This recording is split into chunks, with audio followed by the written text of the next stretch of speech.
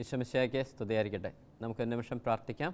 പിതാവായ ദൈവമേ, അങ്ങയുടെ വചനത്തിൻ്റെ ശക്തി തിരിച്ചറിയാനുള്ള ജ്ഞാനം ഞങ്ങൾക്ക് തരണമേ. അമ്മേ പരിശുദ്ധ മാതാവേ, ജ്ഞാനം തന്നെയായ അമ്മേ, ദൈവിക ജ്ഞാനം ഞങ്ങളുടെ ഉള്ളിൽ നിറയപ്പെടാൻ വേണ്ടി അമ്മ പ്രാർത്ഥിക്കണമേ. നന്മ നിറഞ്ഞ മറിയമേ സ്വസ്തി, കർത്താവ് നിന്നോടുകൂടെ സ്ത്രീകളിൽ നീ അനുഗ്രഹിക്കപ്പെടാവുന്ന നിൻ്റെ ഉദരത്തിൻ ഫലമായി ഈശോ അനുഗ്രഹിക്കപ്പെട്ടവനാവുന്ന പരിശുദ്ധ മറിയമേ തമ്പുരാൻ്റെ അമ്മേ, പാപികളായ ഞങ്ങൾക്ക് വേണ്ടി ഇപ്പോഴും ഞങ്ങളുടെ മരണസമയത്തും തമ്പുരാൻ്റെ അപേക്ഷിച്ചുള്ളമേ. ആമേൻ. റോമാക്കാർക്ക് എഴുതിയ ലേഖനം എൻ്റെ 9-ാം അധ്യായം 6-ാം വചനം ഇങ്ങനെ പറയുന്നു: ദൈവത്തിൻ്റെ വചനം ഒരിക്കലും പരാജയപ്പെട്ടിട്ടില്ല. ദൈവത്തിൻ്റെ വചനം ഒരിക്കലും പരാജയപ്പെട്ടിട്ടില്ല. ദൈവത്തിൻ്റെ വചനം ഒരിക്കലും പരാജയപ്പെട്ടിട്ടില്ല. എൻ്റെയൊക്കെ വ്യക്തിപരമായ ജീവിതത്തിൽ ഞങ്ങൾ കൂടുതൽ ഈശോയിലേക്ക് അടുക്കാനായിട്ട്, സഭയിലേക്കൊക്കെ അടുക്കാനായിട്ട് ശരിക്കും ദൈവത്തിൻ്റെ വചനത്തിലൂടെ കടന്നപ്പോഴാണ് യഥാർത്ഥത്തിൽ സാധിച്ചത്. ഒരു അക്രൈസ്തവ സമുദായത്തിൽ ജനിച്ച് വളർന്ന് ഒരു ഫാമിലി മുഴുവൻ മാമോദിസ സ്വീകരിച്ച സഭയിലേക്ക് അംഗമായി തീർന്നതൊക്കെ വചനത്തിൻ്റെ ശക്തി തിരിച്ചറിഞ്ഞതുകൊണ്ടാണ്. ശരിക്കും എൻ്റെ ഫാദറൊക്കെ വലിയൊരു ആക്സിഡൻറ്റിൽപ്പെട്ട് ഒത്തിരി വർഷങ്ങൾ, 10-15 വർഷത്തോളം തളർന്നു കിടന്ന ഒരു മനുഷ്യനാണ്. അപ്പോൾ ആദ്യ നാളുകളിൽ ഹോസ്പിറ്റലിലൊക്കെ മരണത്തോട് മല്ലടിച്ച് കിടന്ന നാളുകളിലൊക്കെ ഒരു കർത്താവിൻ്റെ ഒരു ശുശ്രൂഷകയിലൂടെ, ഒരു സിസ്റ്ററിലൂടെ ദൈവം ഇങ്ങനെ ഓരോ വചനങ്ങൾ കൊണ്ട് തരുമായിരുന്നു. വചനം ചൊല്ലി പ്രാർത്ഥിക്കുകയാണ് പപ്പായുടെ ശരീരത്തിൽ ഓരോ മാറ്റങ്ങൾ കാണാൻ തുടങ്ങിയത്. ശരിക്കും ആദ്യമായിട്ട് പപ്പാടൊക്കെ വരുന്നത് ഒരു അങ്കിളാണ്. അങ്കിൾ വന്നിട്ട് പപ്പാടത്ത് പറഞ്ഞൊരു കാര്യം ഞാൻ ഇന്നും ഓർക്കുന്നുണ്ട്. കാരണം ആളും ഒരു അസിസ്റ്റൻറ്റ് ഡോക്ടറാണ്. എന്നിട്ട് പപ്പാടെ മെഡിക്കൽ റിപ്പോർട്ടൊക്കെ നോക്കിയിട്ട് പറഞ്ഞു, ഇനി അധികം നാളൊന്നും നീ ജീവിച്ചിരിക്കും തോന്നുന്നില്ല, പക്ഷെ നിൻ്റെ ആത്മാവ് രക്ഷപ്പെടണം. കാരണം ഇനി ശരീരത്തെ രക്ഷപ്പെടുത്തിയെടുക്കാൻ നമുക്ക് സാധിക്കും തോന്നുന്നില്ല, അതുകൊണ്ട് നിൻ്റെ ആത്മാവെങ്കിലും രക്ഷപ്പെടണം. ഒത്തിരി പാപങ്ങളൊക്കെ ചെയ്തിട്ടില്ലേ. അപ്പോൾ യേശു ക്രിസ്തു എന്ന് പറഞ്ഞൊരു ദൈവം ഉണ്ടായിരുന്നു. ആ ദൈവത്തെ എല്ലാവരും കുരിശിൽ കൊന്നാണ്. കുരിശിൽ രക്തം ചിന്തിയാണ് ആ ദൈവം മരിച്ചിരിക്കുന്നത്. ആ രക്തം പാപികളുടെ മോചനത്തിന് വേണ്ടിയാണ്. വചനം പറയുന്നല്ലോ, യേശുവിൻ്റെ രക്തം പാപത്തിൽ നിന്ന് നമ്മളെ മോചിപ്പിക്കുന്നു. പാപമോചനമാണ് യേശുവിൻ്റെ രക്തം എന്ന് പറയുന്നത്. അപ്പോൾ എൻ്റെ പപ്പ അടുത്ത് ഇങ്ങനെ പറഞ്ഞു, നീ മരിക്കുന്നതിന് മുമ്പ് ഇങ്ങനെ പ്രാർത്ഥിക്കണം, യേശുവെ അങ്ങയുടെ തിരുരക്തം കൊണ്ട് എൻ്റെ പാപങ്ങൾ കഴുകണേന്ന് പ്രാർത്ഥിക്കാൻ പറഞ്ഞു. അങ്ങനെ പപ്പയുടെ ജീവിതത്തിൽ ആദ്യമായിട്ട് പപ്പ പ്രാർത്ഥിക്കുന്നത് ആ സമയത്താണ്. കാരണം ഒരു നിരീശ്വരവാദത്തിലൊക്കെയാണ് വിശ്വസിച്ചിരുന്നത്. എത്തിയിസ്റ്റായിരുന്ന ആൾ. അപ്പോൾ ഈശ്വരനെ വിശ്വാസമില്ല, പിശാചിനെ വിശ്വാസമില്ല, അങ്ങനെ ജീവിച്ച ഒരു മനുഷ്യനാണ്. ആദ്യമായിട്ട് ദൈവത്തോട് പ്രാർത്ഥിക്കുന്നൊരു പ്രാർത്ഥന ഇതായിരുന്നു: യേശുവേ അങ്ങയുടെ തിരുരക്തം കൊണ്ട് എൻ്റെ പാപങ്ങൾ കഴുകണേ. കാരണം ദൈവത്തിൻ്റെ വചനം പരാജയപ്പെടില്ല. ഇത് വചനമാണ്. യേശുവിൻ്റെ രക്തം സകല പാപങ്ങളിൽ നിന്ന് നമ്മളെ ശുദ്ധീകരിച്ചെടുക്കുന്നു. പപ്പ ഇങ്ങനെ പ്രാർത്ഥിക്കാൻ തുടങ്ങി, യേശുവേ അങ്ങയുടെ തിരുരക്തം കൊണ്ട് എൻ്റെ പാപങ്ങൾ കഴുകണേ. അങ്ങനെ പപ്പ പറഞ്ഞൊരു സംഭവം ഇതാണ്: രാത്രിയൊക്കെ ആകുമ്പോൾ പപ്പ ഇങ്ങനെ ഒരു സ്വപ്നം കാണുന്ന പോലെ ഇങ്ങനെ കാണും. കുറേ ഇങ്ങനെ കുള്ളന്മാർ ഇങ്ങനെ പപ്പയുടെ അടുത്തോട്ട് വന്നിട്ട് ഇങ്ങനെ ഏണിയൊക്കെ വെച്ചിട്ട് ഇങ്ങനെ ശരീരത്തിനകത്തോട്ട് കയറിയിട്ട് ഇങ്ങനെ പെയിൻ്റൊക്കെ ചിരണ്ടുന്ന പോലെ ഇങ്ങനെ ചിരണ്ടാൻ തുടങ്ങും. അപ്പം ഈ അത് കഴിഞ്ഞിട്ട് നോക്കുമ്പോഴത്തേക്ക് ഈ പപ്പാടെ ഇങ്ങനെ യൂറിൻ ട്യൂബിലൂടെയൊക്കെ ഇങ്ങനെ ബ്ലഡ് ഇങ്ങനെ കട്ടയായിട്ട് ഇങ്ങനെ പോണ കാണാം. പിന്നെ കംപ്ലീറ്റ് ഇങ്ങനെ വിശുദ്ധീകരിച്ചെടുക്കുക, ഇന്നർ ബോഡി കംപ്ലീറ്റ്. അപ്പം നട്ടലിൻ്റെ ഒരു 8 കണ്ണിയോളം പൊട്ടി, സ്പൈനൽ കൊണ്ട് ഒരു 5 ബ്ലോക്കോളം ഡാമേജായി 1 മണിക്കൂറിനകം മരിക്കും. അങ്ങനത്തെ ഒരു സിറ്റുവേഷനിലാണ് ഈ ICUവിൽ കിടന്ന് ഈ മനുഷ്യനിങ്ങനെ പ്രാർത്ഥിക്കുന്നത്: യേശുവേ അങ്ങയുടെ തിരുരക്തം കൊണ്ട് എൻ്റെ പാപങ്ങൾ കഴുകണേ. അങ്ങനെ ദിവസങ്ങൾ കടന്നു. പപ്പ മരിക്കുന്നില്ല. അതിനുശേഷം നമ്മളൊരു പ്രൈവറ്റ് ഹോസ്പിറ്റലിലോട്ടൊക്കെ മാറ്റി. ആ ഹോസ്പിറ്റലിൽ വെച്ചിട്ട് ഒരു സിസ്റ്റർ നമുക്കിങ്ങനെ വചനം കൊണ്ട് തരുമായിരുന്നു. ഓരോ വചനങ്ങൾ ഇങ്ങനെ കൊണ്ട് തരുമായിരുന്നു. അങ്ങനെ ഒരു ദിവസം സിസ്റ്റർ കൊണ്ടു തന്ന വചനമാണ് ഈ എസെക്കിയേൽ 37. ഒരു ദിവസം ഒരു ബൈബിളൊക്കെ ആയിട്ട് റൂമിലേക്ക് കടന്നു വന്നിട്ട് നമുക്കിങ്ങനെ ഈ പാസേജ് മാർക്ക് ചെയ്തു തന്നു. എസെക്കിയേൽ 37, അസ്ഥികളുടെ താഴ്വര. ഇത് ചൊല്ലി നിങ്ങൾ പ്രാർത്ഥിക്കാൻ പറഞ്ഞു ഡെയിലി. അപ്പോൾ ഞങ്ങൾ എന്താ ചെയ്യണമെന്ന് വെച്ച് കഴിഞ്ഞാൽ, അപ്പോൾ ഈ സിസ്റ്റർ ഒത്തിരി എഫേർട്ട് എടുത്തിട്ടുണ്ട് നമുക്ക് വേണ്ടി. കാരണം നമ്മളെ ഈ പ്രാർത്ഥനകൾ പഠിപ്പിക്കാൻ വേണ്ടി ഈ കുടുംബത്തെ മുഴുവൻ ഇങ്ങനെ ഓരോ പ്രാർത്ഥനകൾ ഒക്കെ പഠിപ്പിക്കാൻ, നന്മ നിറഞ്ഞ മറിയമയൊക്കെ പേപ്പറിൽ സിസ്റ്റർ ഇങ്ങനെ എഴുതിക്കൊണ്ട് വന്ന് ചൊല്ലി പഠിപ്പിക്കുമായിരുന്നു. വിശ്വാസ പ്രമാണമൊക്കെ ഇങ്ങനെ പേപ്പറിൽ എഴുതിക്കൊണ്ട് വരും. എന്നിട്ട് ഒരു തുണ്ട് കടലാസിൽ ഓരോ വചനങ്ങൾ ഇങ്ങനെ എഴുതിക്കൊണ്ട് വന്നിട്ട് തന്നിട്ട് ഇതൊക്കെ ഇങ്ങനെ ചൊല്ലി പ്രാർത്ഥിപ്പിക്കുമായിരുന്നു. എത്രയും ദയുള്ള മാതാവൊക്കെ ഇങ്ങനെ ഞാൻ ഇപ്പോഴും ഓർക്കുന്നുണ്ട് സിസ്റ്റർ പേപ്പറിൽ എഴുതി കൊണ്ടുവരുന്നത്. ശരിക്കും ഞാൻ ഓർക്കുകയാണ്, ആ ഒരു സിസ്റ്ററിലൂടെ വിതയ്ക്കപ്പെട്ട ദൈവത്തിൻ്റെ വചനം അതിന്ന് വളർന്ന് വലിയൊരു വൃക്ഷമായി ഇങ്ങനെ പന്തലിച്ചുകൊണ്ടിരിക്കുന്നു. ശരിക്കും അതാണ് നമ്മളെയൊക്കെ ദൈവം വിളിച്ചേക്കുന്നത്, ഇങ്ങനെ വചനം വിതറപ്പെടാൻ. ഇങ്ങനെ ഈ അധ്വാനിക്കുന്നൊരു ഭാരം ചുമക്കുന്നവരെ നിങ്ങൾ എൻ്റെ അടുക്കൽ വരുവൻ, ഞാൻ നിങ്ങളെ ആശ്വസിപ്പിക്കാം എന്ന് മത്തായി 11:28 പറയുമ്പോൾ ദൈവത്തിൻ്റെ അടുത്ത് വന്നവർക്കെല്ലാം ദൈവം വചനം കൊടുത്താണ് ആശ്വസിപ്പിച്ചത്. വചനമായിരുന്നു. വചനം കൊടുത്ത് ഇങ്ങനെ അവരെ ഇങ്ങനെ ആശ്വസിപ്പിച്ചെടുക്കുക. കാരണം അവരുടെ സകല പരാജയങ്ങളിൽ നിന്ന് അവരെ വിജയത്തിലേക്കൊക്കെ നയിക്കപ്പെടാനായിട്ട് ഉപകരിച്ചത് ദൈവത്തിൻ്റെ അതരത്തിൽ നിന്ന് വന്ന ഓരോ വചനമാണ്. യേശുവിൻ്റെ അതരത്തിൽ നിന്ന് വന്ന ഓരോ വചനമാണ് അവരെ പടുത്തുയർത്തിയത്, സൗഖ്യപ്പെടുത്തിയത്. അല്ലേ, എനിക്ക് നിന്നെ സൗഖ്യപ്പെടുത്താൻ മനസ്സുണ്ട്, നിനക്ക് സൗഖ്യം പ്രാപിക്കട്ടെ, നീ വിശ്വസിച്ചതുപോലെ നിനക്ക് സംഭവിക്കട്ടെ. ഇതുപോലൊരു വിശ്വാസം ഞാൻ വേറെ എങ്ങും കണ്ടിട്ടില്ല, നീ വിശ്വസിച്ച പോലെ തന്നെ നിനക്ക് സംഭവിക്കും. എന്നിട്ട് കർത്താവിൻ്റെ അതിരത്തിൽ വന്ന ഓരോ വചനങ്ങൾ നമ്മുടെയൊക്കെ മനസ്സിൻ്റെ തലങ്ങളിലൊക്കെ ആഴപ്പെട്ട മുറിവുകളും വേദനകളും ഒറ്റപ്പെടലും അതിൻ്റെയൊക്കെ നൊമ്പരങ്ങൾ പേര് നടക്കുമ്പോൾ ആ ഒരു മേഖലയിലൊക്കെ സൗഖ്യം തരുന്നത് ദൈവത്തിൻ്റെ വചനമാണ്. അതിരത്തിൽ വന്ന് വീണ ഓരോ വചനങ്ങൾ. അപ്പോൾ ആ ഒരു വചനം നമുക്കും കൊടുക്കാൻ പറ്റണം. അധ്വാനിക്കുന്നവരും ഭാരം ചുമക്കുന്നവരും എല്ലാം നമ്മുടെ അടുത്തേക്കും വരുന്നുണ്ട്, നമ്മുടെ ഭവനത്തിൽ നമ്മുടെ പക്കലേക്ക് വരുന്നുണ്ട്. ഈ ചുമട് താങ്ങാൻ വയ്യാതെ അല്ലേ വലിയൊരു ഭാരത്തോടു കൂടിയൊക്കെ നമ്മുടെ പക്കലേക്ക് നടന്നു വരുന്നവരുണ്ട്. ഒത്തിരി പേര് നമ്മുടെ ജോലി സ്ഥലത്ത് വരുന്നുണ്ട്, സമൂഹത്തിൽ വരുന്നുണ്ട്, സഭയിൽ വരുന്നുണ്ട്, ഇടവകയിൽ വരുന്നുണ്ട്. അപ്പം ഇങ്ങനെയൊക്കെ ഒത്തിരി ആൾക്കാർ വരുമ്പോൾ അവർക്ക് നമ്മളൊരു ആശ്വാസമായിട്ട് മാറണമെങ്കിൽ ദൈവത്തിൻ്റെ വചനം കൊടുത്താലേ പറ്റുള്ളൂ. അതിന് മാത്രമേ ഒരു സ്ഥിരതയുള്ളൂ. മറ്റതെല്ലാം താൽക്കാലികമാണ്. നമ്മൾ ബാക്കി എന്ത് കൊടുത്താലും താൽക്കാലികമാണ്. നമുക്ക് കുറേ ഉപദേശിക്കാം, അവിടെയൊക്കെ ഒരു കറക്ഷൻസാണ് നമ്മൾ കൊടുക്കുന്നത്, അവരുടെ തലയിലാണ് അത് എഴുതപ്പെടുന്നത്. അപ്പോൾ വേറെ കുറേ ചിന്തകൾ വരുമ്പോൾ അത് ഒരു പക്ഷേ മാഞ്ഞു പോകാം. കാരണം ഇങ്ങനെ ചെയ്യരുത്, ഇങ്ങനെ ചെയ്യണം എന്നൊക്കെ പറഞ്ഞു കൊടുക്കുമ്പോൾ ഇതൊക്കെ ഒരു കറക്ഷൻസാണ്. അതേസമയം ഒരു വചനത്തിൽ അധിഷ്ഠിതമായിട്ടൊരു കാര്യം പറഞ്ഞു കൊടുക്കുമ്പോൾ ദൈവത്തിൻ്റെ വചനം ഇങ്ങനെ പറയുന്നുണ്ട്, ഈ വചനം അനുസരിച്ച് ഇന്ന കാര്യങ്ങൾ ഇന്നതുപോലെ ചെയ്യണം, ഇങ്ങനെ കറക്റ്റ് ചെയ്യണം എന്ന് പറയുമ്പോൾ ഇത് ശരിക്കും ഹൃദയത്തിനകത്ത് എഴുതുന്നത്, അതൊരിക്കലും പറഞ്ഞു പോവില്ല. ഞാൻ ഓർക്കുന്നുണ്ട്, എൻ്റെ ഓഫീസിൽ ഒരു പയ്യൻ, ഒരു ക്രൈസ്തവ പയ്യനാണ്. അവൻ എന്നെ വിളിച്ചിട്ട് ഒരു കാര്യം പറഞ്ഞത് ഓർക്കുന്നുണ്ട്. അത് സാറേ ഇന്ന പ്രോബ്ലംസ് എനിക്കുണ്ട്, അതെൻ്റെ പഠിത്തത്തിലൊക്കെ ഒത്തിരി ഇങ്ങനെ മുമ്പോട്ട് കൊണ്ടുപോയിക്കുന്നില്ല. കാരണം എന്നെ അത് ഭയങ്കരമായിട്ട് അലട്ടുന്നുണ്ട് ആ ഒരു വിഷയം. അപ്പം ഞാൻ ഈ മോനോട് പറഞ്ഞു കൊടുത്തൊരു കാര്യമുണ്ട്. എടാ മോനെ, നിനക്കിപ്പോൾ എത്ര വയസ്സായി? അവൻ എന്നോട് പറഞ്ഞ് 22 വയസ്സ്. എനിക്ക് 22 വയസ്സുള്ളപ്പോൾ, നിൻ്റെ പ്രായമുള്ളപ്പോൾ ഇതേ പ്രശ്നം എനിക്കുണ്ടായിരുന്നു. എന്നെയും അലട്ടിയിരുന്നു, എൻ്റെ പഠിത്തത്തെയും എൻ്റെ സ്വകാര്യ ജീവിതത്തെയൊക്കെ അലട്ടിയിരുന്നൊരു പ്രശ്നമായിരുന്നു ഇന്ന് നിനക്കും ഉള്ളത്. അപ്പം ഞാൻ വിശ്വസിക്കുന്നത് ബൈബിളിലാണ്. അപ്പം ഞാൻ ബൈബിൾ തുറന്നപ്പോഴത്തേക്ക് എനിക്ക് ഇന്ന പോലെ ഒരു വചനം കിട്ടി. ആ വചനം അനുസരിച്ച് വെച്ച് നോക്കിയപ്പോൾ എനിക്ക് ഈ പ്രശ്നത്തിന് ഒരു സൊല്യൂഷൻ പോലെ എനിക്ക് മനസ്സിലായി. അപ്പോൾ ഈ വചനം അനുസരിച്ച് കുറച്ച് കാര്യങ്ങൾ ചെയ്തു കഴിഞ്ഞാൽ ഞാനിപ്പോൾ ഈ ഫേസ് ചെയ്യുന്ന ഈ പ്രശ്നത്തിൽ നിന്ന് എനിക്ക് മറികടക്കാൻ പറ്റും. എന്നിട്ട് ആ വചനത്തിൽ അധിഷ്ഠിതമായി ഞാൻ ചെയ്ത കാര്യങ്ങൾ ഇതൊക്കെയാണ്. എൻ്റെ കുഞ്ഞ്, നീ അത് ചെയ്താൽ മതി, നിനക്ക് ഈസി ആയിട്ട് ഈ പ്രശ്നത്തെ മറികടക്കാൻ പറ്റും. ഒരാഴ്ച കഴിഞ്ഞപ്പോൾ അവൻ എന്നെ വിളിച്ചു ചോദിച്ചു, ആ വചനം ഏതാ? ഞാനത് പറഞ്ഞു കൊടുത്തു, കൊട്ടേഷൻ സഹിതം ആ വചനം പറഞ്ഞു കൊടുത്തു. അവൻ എന്നിട്ട് എന്നോട് ചോദിക്കുക, സാറേ എനിക്കത് ഭയങ്കര ഒരു റിലീഫായി, പെട്ടെന്ന് എനിക്ക് അതിൽ നിന്ന് അങ്ങ് ഓവർകം ചെയ്യാൻ പറ്റി, ഇപ്പോൾ എനിക്ക് നന്നായിട്ട് പഠിത്തത്തിൽ കോൺസെൻട്രേറ്റ് ചെയ്യാൻ പറ്റുന്നുണ്ട്, കാര്യങ്ങൾ ചെയ്യാൻ പറ്റുന്നുണ്ട്. അവിടെ ഒരു സ്ഥിരതയുണ്ടാവും അവിടെ.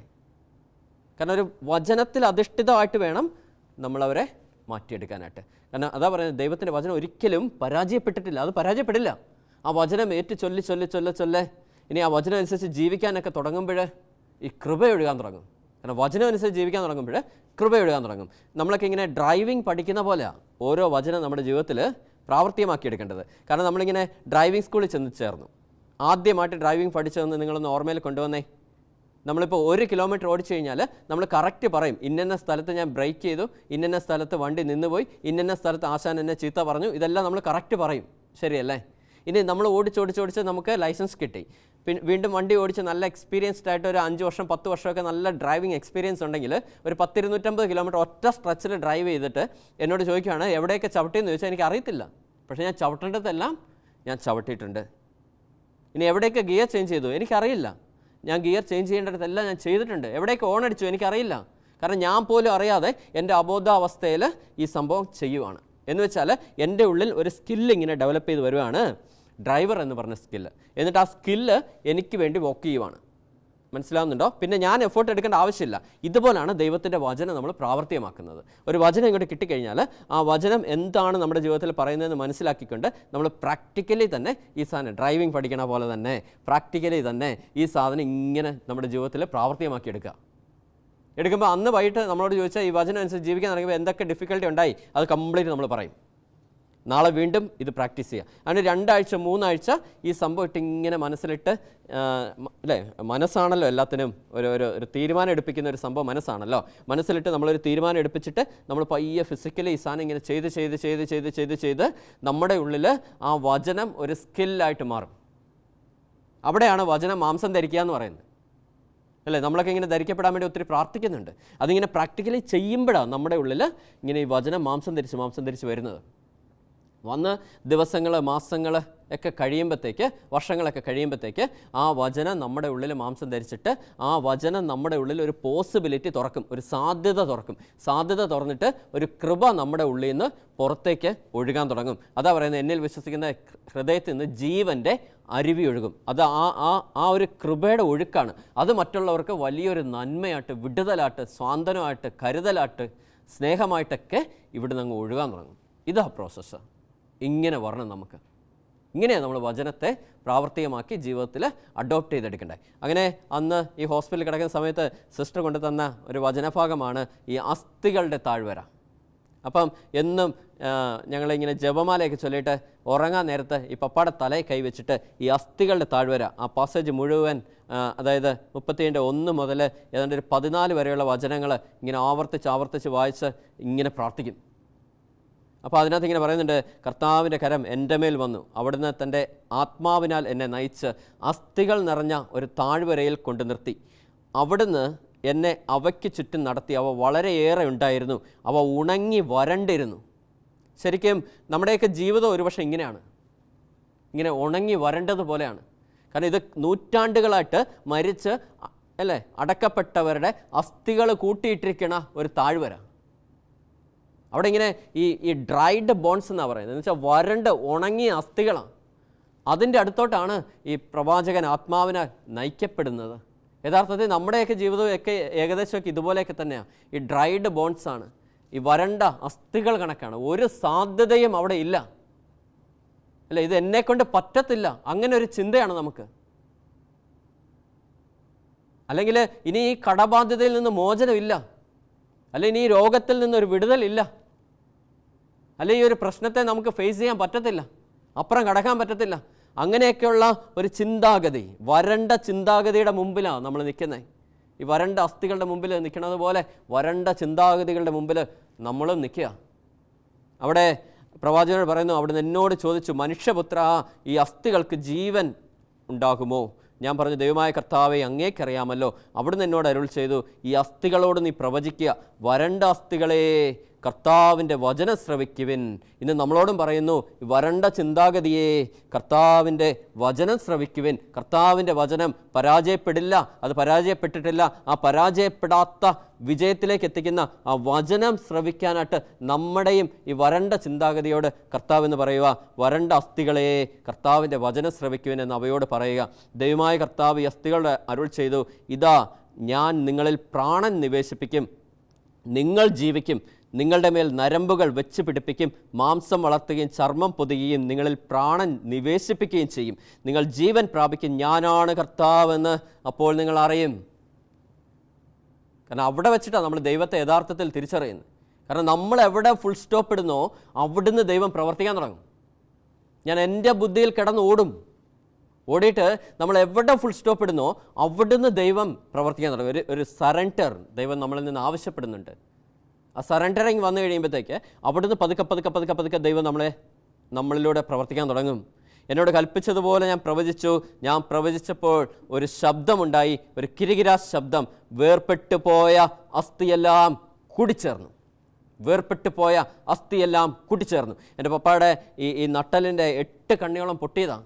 2 മുതൽ 9 വരെ കംപ്ലീറ്റ് കണ്ണിയും പൊട്ടിയതാണ്. സ്കാൻ റിപ്പോർട്ട് നോക്കിക്കഴിഞ്ഞാൽ എല്ലാം ഇങ്ങനെ പൊടിഞ്ഞ് 7 പോലെ ഇങ്ങനെ വളഞ്ഞിരിക്കുന്നു. ഈ വചനം ചൊല്ലി പ്രാർത്ഥിക്കുമ്പോൾ ഇങ്ങനെ പപ്പയുടെ തലയൊക്കെ വെച്ചിട്ട് കൊന്തയൊക്കെ കഴിഞ്ഞിട്ട് വചനം ചൊല്ലി പ്രാർത്ഥിക്കും. കർത്താവിൻ്റെ അഭിഷിക്തരൊക്കെ വന്ന് പപ്പയുടെ തലയൊക്കെ വെച്ച് പ്രാർത്ഥിക്കുമ്പോൾ അന്ന് വിശ്വാസത്തിലേക്ക് പോലും വന്നിട്ടില്ല. ആ നിൽക്കുന്ന സ്റ്റേജിലായത്. ഈ പപ്പയുടെ പുറത്തുനിന്ന് ഞാൻ ഇങ്ങനത്തെ കിരികിരാ ശബ്ദമൊക്കെ ഞാൻ കേട്ടിട്ടുണ്ട്.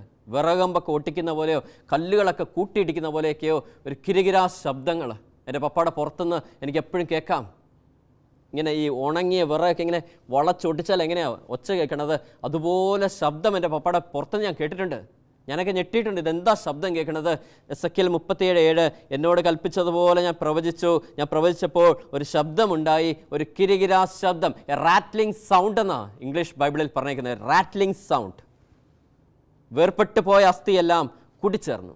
ഒരു 1.5 വർഷമായി ഞാൻ എന്തെങ്കിലും ചേഞ്ച് ഉണ്ടോ എന്നറിയാൻ ഞാൻ കൊണ്ടുപോയി ഒന്ന് എക്സ്റേ എടുത്ത് നോക്കി. കാരണം ഒന്നും ചെയ്യാൻ പറ്റത്തില്ല പപ്പാടെ ഇവിടെ. തൊട്ട് കഴിഞ്ഞാൽ അതുപോലെ ഡേഞ്ചറാണ്. ഒന്ന് അനങ്ങിക്കഴിഞ്ഞാൽ ആൾ മരിക്കും. അങ്ങനത്തെ ഒരു സിറ്റുവേഷനിലാണ് കിടക്കുന്നത്. പക്ഷേ ഈ എക്സ്റേ എടുത്ത് നോക്കിയപ്പോൾ, എക്സ്റേ റിപ്പോർട്ട് നോക്കിക്കഴിഞ്ഞപ്പോൾ, ഞാനൊരു ഇലക്ട്രോണിക്സ് എഞ്ചിനീയറാണ്, എനിക്ക് സയൻസിൻ്റെ എന്തൊക്കെ അറിയാം. പക്ഷേ എൻ്റെ സയൻസിൻ്റെ ബുദ്ധിയെ പോലും കടത്തി വെട്ടുന്ന ഒരു റിസൾട്ടാണ് ഞാൻ എക്സ്റേ റിപ്പോർട്ടിൽ കണ്ടത്. കാരണം സ്കാൻ റിപ്പോർട്ട് നോക്കിക്കഴിഞ്ഞാൽ ഈ 2 മുതൽ 9 വരെ ഒരു കണ്ണി പോലും ഇല്ല, എല്ലാം പൊടിഞ്ഞിങ്ങനെ 7 പോലെയൊക്കെ വളഞ്ഞിരിക്കുന്നു. എക്സ്റേ റിപ്പോർട്ട് നോക്കിക്കഴിഞ്ഞാൽ ഒരു ഒടിവോ ചതവോ ഒന്നുമില്ല. ഈ ഒടിഞ്ഞ കണ്ണികളെല്ലാം ഇങ്ങനെ കൂടിച്ചേർന്ന് നമുക്കിങ്ങനെ പിറക്കിയെടുക്കാം. 1, 2, 3 എന്ന് പറഞ്ഞുകൊണ്ട്. വരണ്ട അസ്ഥികൾക്ക് ജീവൻ വെക്കാനാകുമോ? വെക്കാനാകും, ദൈവത്തിൻ്റെ വചനത്തിൻ്റെ ശക്തി ഉണ്ടെങ്കിൽ. ഞാൻ വണ്ടറായിപ്പോയി. കാരണം ഞാൻ അവിടുത്തെ ഓർത്തോ തന്നെ കാണിച്ചപ്പോൾ ഓർത്തോ എന്നോട് പറഞ്ഞ്, സ്കാൻ റിപ്പോർട്ട് നിൻ്റെ ആണെങ്കിൽ, നിൻ്റെ പപ്പയുടെ ആണെങ്കിൽ എക്സ്റേ നിൻ്റെ പപ്പയുടെ അല്ല, ഐ ക്യാൻ ബിലീവ് ദാറ്റ് എന്നൊക്കെ പറഞ്ഞിട്ട് ആ ഡോക്ടർ ഇറങ്ങിപ്പോയി. പക്ഷെ കർത്താവിൻ്റെ വചനം, അതിനുശേഷം പറയുന്നു, ഞാൻ നോക്കിയപ്പോൾ നരമ്പും മാംസവും അവയുടെ മേൽ വന്നിരുന്നു, ചർമ്മം അവയെ പൊതിഞ്ഞിരുന്നു. കാരണം പിന്നെ ശരീരമൊക്കെ അങ്ങ് നന്നാവാൻ തുടങ്ങി. മെലിഞ്ഞ് ഉണങ്ങി ഒരു 70 കിലോ ഉണ്ടായിരുന്ന മനുഷ്യൻ ഏതാണ്ട് ഒരു 20 കിലോളം ആയിരുന്നു. ഒരു അസ്ഥി പരുവായിരുന്നു. പതുക്കെ ശരീരമൊക്കെ നന്നാവാൻ തുടങ്ങുന്നു. അവയ്ക്ക് പ്രാണനുണ്ടായിരുന്നില്ല. അവിടുന്ന് എന്നോട് അറിയിച്ചെഴുതു, മനുഷ്യപുത്ര ജീവശ്വാസത്തോട് പ്രവചിക്കുക, മനുഷ്യപുത്ര ജീവശ്വാസത്തോട് പറയുക, ദൈവമായ കർത്താവ് അരുൾ ചെയ്യുന്നു, ജീവശ്വാസമേ നീ 4 വായ്ക്കളിൽ നിന്ന് വന്ന് ഈ നിഹിതന്മാരുടെ മേൽ വീശുക, അവർക്ക് ജീവനുണ്ടാവട്ടെ. ജീവശ്വാസമേ 4 വായ്ക്കളിൽ നിന്ന് ഈ നിഹിതന്മാരുടെ മേൽ വീശുക, അവർക്ക് ജീവനുണ്ടാവട്ടെ. നമ്മുടെ ചിന്തയൊക്കെ ഒന്ന് സമർപ്പിച്ച് ദൈവത്തിന്, കർത്താവിൻ്റെ കരങ്ങളിലേക്ക് കൊടുത്തേ നമ്മുടെ ചിന്തയൊക്കെ. ഇതുപോലെ അസ്ഥികൾ വരണ്ടിരിക്കണതുപോലെ വരണ്ടുണങ്ങിയിരിക്കുന്ന ചിന്താഗതികളെ കർത്താവിൻ്റെ ഫ്രണ്ടിലോട്ട് കൊടുത്തേ. എന്നിട്ട് കർത്താവ് പറയുന്നു, ദൈവമായ കർത്താവ് അരുൾ ചെയ്യുന്നു, ജീവശ്വാസമേ നീ 4 വായ്ക്കളിൽ നിന്ന് ഈ നിഹിതന്മാരുടെ മേൽ വീശുക, നിങ്ങൾക്കും ജീവനുണ്ടാവട്ടെ, അവയ്ക്ക് ജീവനുണ്ടാവട്ടെ. നമ്മുടെ ചിന്താഗതികൾ ജീവൻ പ്രാപിക്കട്ടെ. വരണ്ടുണങ്ങിയ ചിന്താഗതിയായിട്ടിരിക്കേണ്ടവരല്ല നമ്മൾ. അവിടെ ജീവനുണ്ടാവട്ടെ. അവിടുന്ന് കൽപ്പിച്ചതുപോലെ ഞാൻ പ്രവചിച്ചു. അപ്പോൾ ജീവശ്വാസം അവരിൽ പ്രവേശിച്ചു, അവർ ജീവൻ പ്രാപിച്ചു. വളരെ വലിയ ഒരു സൈന്യനിര പോലെ അവർ എണീറ്റ് നിന്നു. അവിടുന്ന് എന്നോട് അരുൾ ചെയ്തു, മനുഷ്യപുത്ര ഈ അസ്ഥികൾ ഇസ്രായേൽ ഭവനം മുഴുവനാണ്. ഞങ്ങളുടെ അസ്ഥികൾ വരണ്ടിരിക്കുന്നു, പ്രതീക്ഷ നശിച്ചിരിക്കുന്നു, ഞങ്ങൾ തീർത്തും പരിത്യക്തരായിരിക്കുന്നു എന്നവർ പറയുന്നു. ആകയാൽ അവയോട് പ്രവചിക്കുക, കർത്താവായ ദൈവമായ അരുൾ ചെയ്യുന്നു, എൻ്റെ ജനമേ ഞാൻ കല്ലറ തുറന്ന് നിങ്ങളെ ഉയർത്തും, ഇസ്രായേൽ ദേശത്തേക്ക് ഞാൻ നിങ്ങളെ തിരിച്ചു കൊണ്ടുപോകും. കാരണം നമ്മുടെയൊക്കെ ഉള്ളിൽ ദൈവം നിക്ഷേപിച്ചിരിക്കുന്ന സാധ്യതകളാണ്. നമ്മളൊക്കെ ഓരോ സാധ്യതകളുടെ ലോകമാണ്. You are a bundle of possibilities. ആ വരണ്ടുണങ്ങിയ നിന്റെ ജീവിതാവസ്ഥയിൽ നിന്ന് കർത്താവ് നിന്നെ വളർത്തിയെടുക്കും. ഓരോ സാധ്യതകൾ കർത്താവ് നിന്നെ പൊക്കിയെടുക്കും. അതിന് നമ്മളെ സഹായിക്കുന്നത് ദൈവത്തിൻ്റെ വചനമാണ്. എൻ്റെയൊക്കെ ജീവിതത്തിൽ എന്നെ ഒത്തിരി സ്വാധീനിക്കുന്ന ഒരു വചനമാണ്, ദൈവം നമ്മുടെ പക്ഷത്തെങ്കിൽ ആര് നമുക്ക് എതിര് നിൽക്കും? ദൈവം നമ്മുടെ പക്ഷത്തെങ്കിൽ ആര് നമുക്കെതിരെ നിൽക്കും? നമ്മുടെയൊക്കെ ജോലി മേഖലയിൽ, കുടുംബ ജീവിതത്തിൽ, സാമുദായികമായ ജീവിതത്തിൽ നമ്മൾ ഒത്തിരിയേറെ പ്രശ്നങ്ങൾ നേരിടുന്നവരല്ലേ? പലപ്പോഴും ഭയം നമ്മളെ കീഴ്പ്പെടുത്തത്തില്ലേ? പ്രകൃതിക്ഷോഭങ്ങൾ വരുമ്പോൾ, ദുരിതങ്ങൾ വരുമ്പോൾ, കഷ്ടപ്പാടുകൾ വരുമ്പോൾ, കടബാധ്യത വരുമ്പോൾ, രോഗത്തിൻ്റെ അവസ്ഥയിലൂടെ കടന്നു പോകുമ്പോൾ, പീഡനത്തിൻ്റെ അവസ്ഥയിലൂടെയൊക്കെ കടന്നു പോകുമ്പോൾ നമ്മൾ ഭയം കൊണ്ട് വിറയ്ക്കുമ്പോഴത്തേക്ക് നമ്മൾ ആശ്വസിപ്പിക്കുന്നൊരു വചനമാണ്, ദൈവം നമ്മുടെ പക്ഷത്തെങ്കിൽ ആര് നമുക്കെതിരെ നിൽക്കും? ദൈവം നമ്മുടെ പക്ഷത്തെങ്കിൽ ആര് നമുക്കെതിരെ നിൽക്കും? ദൈവം നമ്മുടെ പക്ഷത്തെങ്കിൽ ആര് നമുക്കെതിരെ നിൽക്കും? ആർക്കും നിൽക്കാൻ പറ്റില്ല. കാരണം ദൈവമുണ്ട് നമ്മുടെ കൂടെ. നമ്മളെ സൃഷ്ടിച്ച പൊന്നു തമ്പുരാൻ, ഉണ്ടാകട്ടെ എന്ന ഒറ്റ വചനത്താൽ സകലത്തെയും സൃഷ്ടിച്ച് പരിപാലിക്കുന്ന പൊന്നു കർത്താവ്, എൻ്റെ ഉള്ളിൽ വസിക്കുന്ന എൻ്റെ ദൈവം, അവൻ നമ്മുടെ കൂടെയുണ്ട്. നമ്മൾ പരാജയപ്പെടില്ല. പരാജയപ്പെടാനായിട്ട് നമ്മുടെ ഉള്ളിലിരിക്കുന്ന, ഇന്നും ജീവിക്കുന്ന മരണത്തെ തോപ്പിച്ച കർത്താവിന് പറ്റില്ല. പരാജയപ്പെടാൻ സമ്മതിക്കില്ല. അവൻ വിജയം നൽകുന്ന കർത്താവാണ്. സ്വർഗത്തിലെ ദൈവം അവൻ വിജയം നൽകുന്ന യോദ്ധാവാ നമ്മുടെ ഉള്ളിൽ വസിക്കുന്നത്. അവൻ നമ്മളെ നയിക്കും. വിജയത്തിൽ നിന്ന് വിജയത്തിലേക്ക് ഒരു ജൈത്രയാത്ര തുടങ്ങാനായിട്ട് അവൻ നമ്മളെ സഹായിക്കും. ഉണ്ട്. റോമ 9:6 പറയുന്നത് പോലെ ദൈവത്തിൻ്റെ വചനം ഒരിക്കലും പരാജയപ്പെട്ടിട്ടില്ല. കർത്താവിൻ്റെ വചനത്തിന് പരാജയപ്പെടാൻ പറ്റില്ല. കാരണം അവൻ പരാജയപ്പെടാത്തവനാണല്ലോ. മരണത്തിന് പോലും അവനെ തോൽപ്പിക്കാൻ പറ്റിയിട്ടില്ല. മരണമേ നിൻ്റെ ദ്രംശനം എവിടെ? വചനം ചോദിക്കുന്നുണ്ടല്ലോ. കാരണം മരണത്തെ പോലും തോൽപ്പിച്ച് 3-ാം ദിവസം ഉദ്ധാനം ചെയ്ത കർത്താവിന് നിൻ്റെ പ്രശ്നത്തിന് പരിഹാരമൊക്കെ സിമ്പിളാ കുഞ്ഞേ. നമ്മുടെ ചിന്താഗതി ഒന്ന് മാറ്റിയാൽ മതി. കാരണം നമ്മുടെ ചിന്താഗതിയിൽ അടിഞ്ഞു കൂടിയിരിക്കുന്ന ഈ ഒരു പറയുന്നത്, ഒന്നും അംഗീകരിക്കാൻ പറ്റാത്ത ആ ഒരു സംഭവം ഒന്ന് പയ്യെ ഒന്ന് മാറ്റി വെച്ചിട്ട് ദൈവത്തിൻ്റെ വചനത്തിലേക്ക് ഒന്ന് ശരണപ്പെട്ടാൽ മതി. അല്ലേ, കരുണയുടെ ഛായാചിത്രത്തിനകത്തൊക്കെ ഇങ്ങനെ എഴുതിയിരിക്കില്ലേ, കർത്താവേ ഞാനെങ്കിൽ ശരണപ്പെടുന്നു, അല്ലേ, യേശുവേ ഞാനെങ്കിൽ ശരണപ്പെടുന്നു. ദൈവം എന്ന് പറയുന്നത് വചനമാണല്ലോ. അതിൽ വചനമുണ്ടായിരുന്നു, അത് ദൈവമായിരുന്നു. ആ വചനം ദൈവത്തോടു കൂടിയായിരുന്നു. എന്നുവെച്ചാൽ വചനമാണ്. വചനമേ ഞാൻ നിന്നിൽ ശരണപ്പെടുന്നു. നീ എന്നെ നയിച്ചാലും എന്നോട് കരുണ ചൊരിഞ്ഞാലും ആ വചനം നമ്മളെ നയിക്കും. അല്ലേ, മനസ്സൊക്കെ തളരുമ്പോൾ ഫിലിപ്പിയർ 4:13 എന്നെ ശക്തനാക്കുന്നവനോടെ എനിക്കെല്ലാം ചെയ്യാൻ സാധിക്കും. ഒരു 10-20 പ്രാവശ്യം ചൊല്ലിയിട്ട് പൊക്കേ. ഞാനൊക്കെ രാവിലെ എണീറ്റ് വരുമ്പോൾ ലൂക്ക 1:35 ഞാനിങ്ങനെ പ്രാർത്ഥിക്കാറുണ്ട്, പരിശുദ്ധാത്മാവ് എൻ്റെ മേൽ വരും, അത്യുന്നതൻ്റെ ശക്തി, ദൈവിക ജ്ഞാനമാണത്, എൻ്റെ മേൽ ആവസിക്കും. ഒരു 100 പ്രാവശ്യമൊക്കെ റിപ്പീറ്റ് ചെയ്ത് പറയും, പരിശുദ്ധാത്മാവ് എൻ്റെ മേൽ വരും, അത്യുന്നതൻ്റെ ശക്തി എൻ്റെ മേൽ ആവസിക്കും. അവൻ നയിക്കാൻ തുടങ്ങും.